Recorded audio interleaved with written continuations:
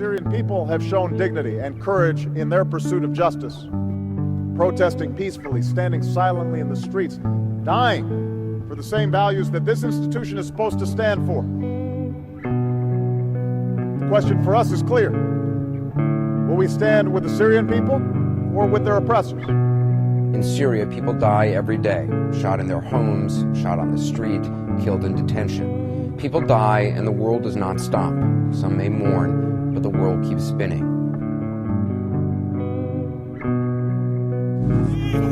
We don't need this regime. Can you understand me? They are killing us.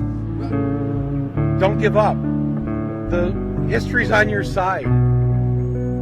Every dictator, every despot, every bad person out there throughout history has gone down in flames.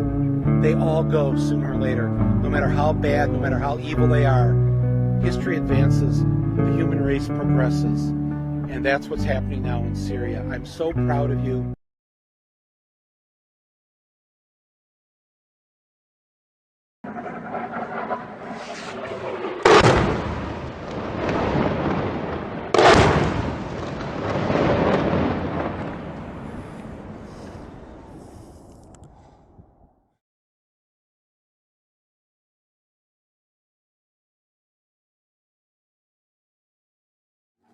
I just saw the families. I saw the mothers who were just coming unconsciously asking about their kids. We didn't know what to tell them because we couldn't know who was injured, who was killed. It was so chaotic.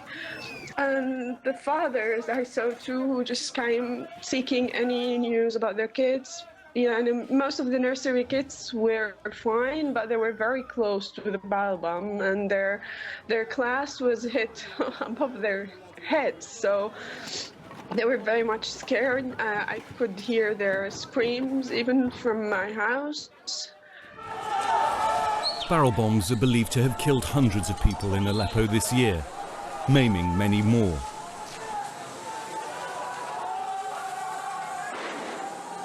This video from the Aleppo Media Centre is extraordinary. The Defence Force desperately claw at debris. A young boy's been buried. His limbs are freed. It's not clear if he's alive. Suddenly, there's movement. And 9-year-old Yamin is rescued. This was Syria's economic heartland. Today, it's a decrepit shell of its former self. The bombardment rarely stops, and the emergency team head out again. صار لك بالأكيد؟ 3 أيام. قول والله العظيم. والله العظيم.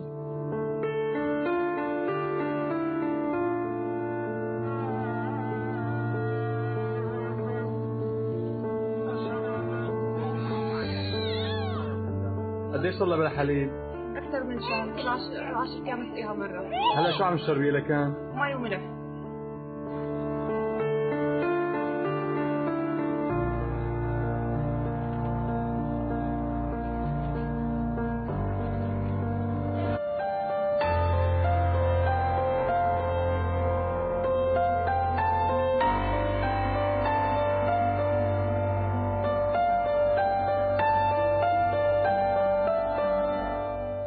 يوم 5/1/2016 أطفال مضايا نتيجة الجوع.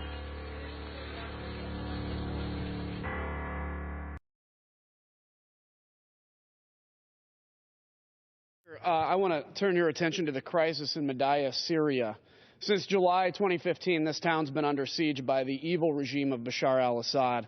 It's deprived the citizens, it's starved them, and at least in the last month, 31 at least have died. And those that try to flee face indiscriminate barrel bombs and targets by the Assad regime.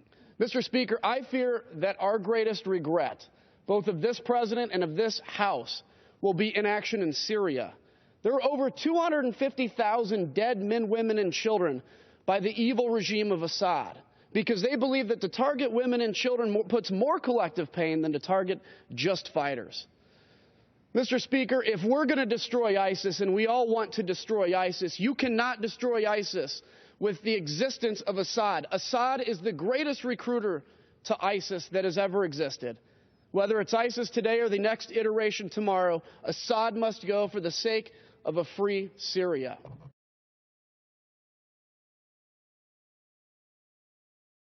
ISIS is not here, but barely a week passes without the regime's slaughter of rebels. This time activists said it was Russian jets using cluster bombs. Russia denies targeting civilians, and CNN can't verify the claims. 3 moments of life here stand out in the dust and death. Allahu Akbar. The fight against ISIS takes the headlines in Syria, but it's the brutality of the regime that takes by far the most lives. I want mother, he's saying.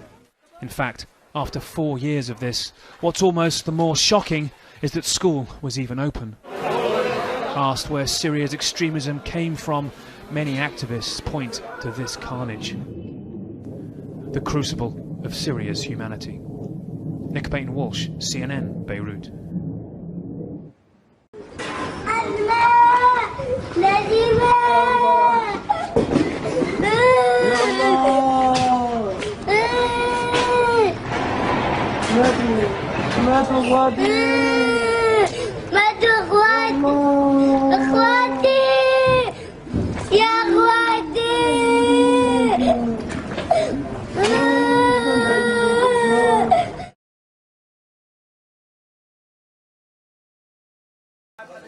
The pictures have shocked the world.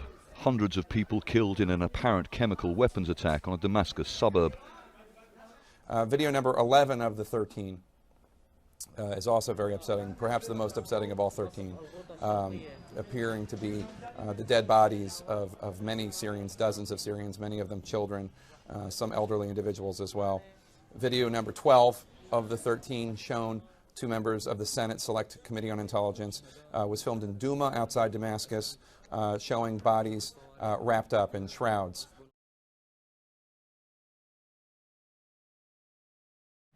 Madam President, today we commemorate the 20th anniversary of the Rwandan genocide. This week, again and again and again, I will rise to remind my colleagues and fellow citizens of the humanity we share and appeal to their conscience about the mass atrocities that the Assad regime is perpetrating in Syria. The regime has accelerated attacks against civilians by indiscriminately dropping barbaric barrel bombs on mosques, schools, and bakeries, systematically detaining, torturing, and killing thousands of people, including hundreds of children, and starving entire neighborhoods to death. It is not a question of options or capabilities. It is a question of will. There's a famous quote that states, "All tyranny needs to gain a foothold is for people of good conscience to remain silent." This is a shameful chapter in American history, I say to my colleagues. Historians and future generations will judge us very harshly, and future generations and younger generations may have to pay the price for our inaction and our neglect of our basic human values.